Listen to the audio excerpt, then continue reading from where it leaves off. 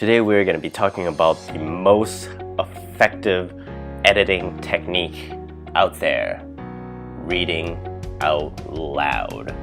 What should you look for when you're reading your stories out loud? Let's find out in this episode.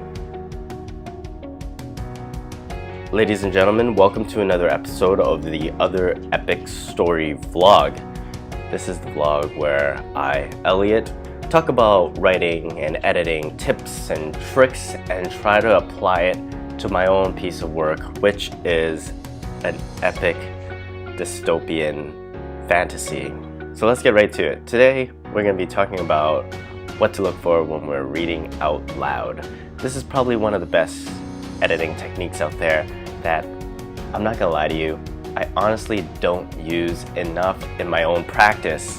When I'm editing at work, I'm usually sitting at a desk with 20 other people in my vicinity. I gotta do this, and I don't feel really comfortable just like reading my writing out loud. I'm sure it's totally cool and no one would be angry, but I'm very self-conscious.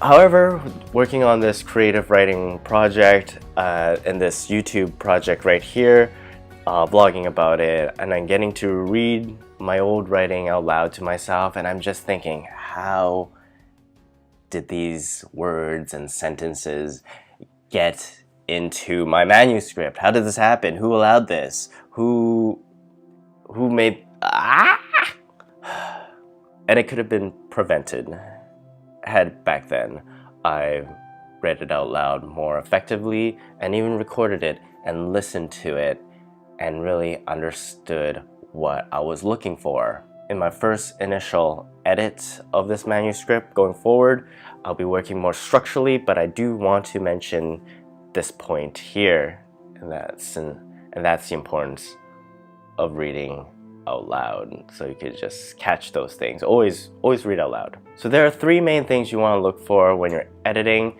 and you're reading out loud. Here's the first: rhythm. Rhythm kind of sets the tone for your whole story. It's sort of the background music, the length of your sentences, how it all plays together. Pick up any book and read it through. You could notice how short sentences play with each other versus how a longer, more exasperated sentence. Jonathan Franzen is great at using these super long sentences with semicolons and all that stuff, and it ends up being a paragraph long, whereas Ernest Hemingway has a very different rhythm where it's short, very concise. Brevity is kind of his, signature trait. So those are two examples of a rhythm and pacing of not just the story, but the paragraph in the sentence itself. I want to just give this passage an example here. Take a listen and see how we feel about the rhythm of it. The citizens of Jin do not praise themselves for their work ethics. The unforgiving land had turned the men and women into rough and ragged tools. From afar, it appears as though they still function as human beings.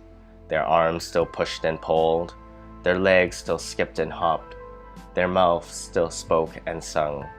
But up close, they were defeated creatures, tamed by the world they lived on. As you can tell by this passage, I used a lot of repetitions. I used this and this, this and this, and it kind of had a little bit of a rhythm to it. I don't know if it helps the telling of the story itself, but I like to do little things like that sometimes just to give that passage a certain cadence. I'm not necessarily gonna decide to cut it or not. I'm just gonna be aware that it did that there. The next thing to look for when you're reading out loud and editing your work is missing words and sentence fragments. These can trip you up and you won't notice them sometimes when you are just reading in your head. Your brain does this magical thing where it just fills in missing words for you. It's like not an optical illusion necessarily, but you might not catch those missing words and sentence fragments all the same, especially if you're reading your own work. Let's take a listen to this passage here and see if there are any words or sentence fragments that we can find from it, huh? Armed with knives, axes, and other tools substituting as weapons, defenders of Jin search for the creature. They follow tracks that disappeared without a trace. They set alarms which it cleverly avoided. They tried to trap and poison it, but those attempts were foiled as well. Even with all their efforts, large quantities of food would end up stolen by the beast that was able to sneak through the doors in the middle of the night. So the one that really doesn't sound right is this part. Even with all their effort, large quantities of food would end up stolen. Should it be end up being stolen or end up? It just doesn't sound completely right to me. But it might just be me. End up stolen? Would end up stolen by the beast?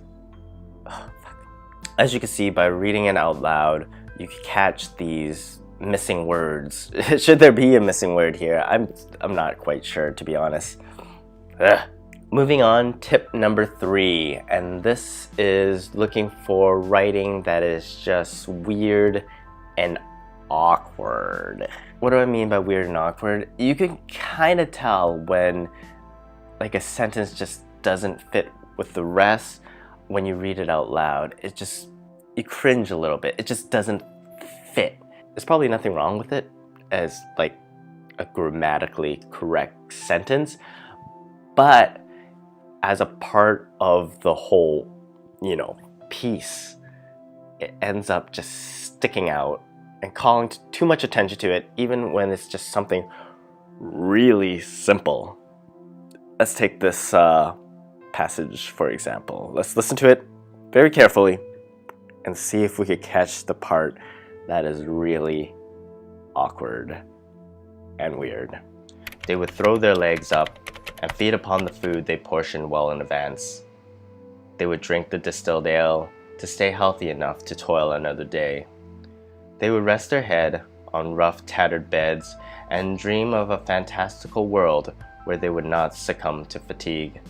Then they could continue to profit throughout the night.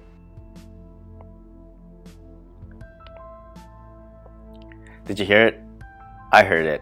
I heard it so loud and clear that I'm like, how did this end up in the manuscript? I've read this whole thing 3 times. How did I even write it? How did this get past level 1 security? And it's the sentence where I rhymed head with bed. They would rest their heads on rough, tattered beds and dream of a fantastical world where they would not succumb to fatigue. That is weird and awkward and Dr. Seussian, but bad. And I didn't catch this when I was editing it in my head. It just went through, stuff like that.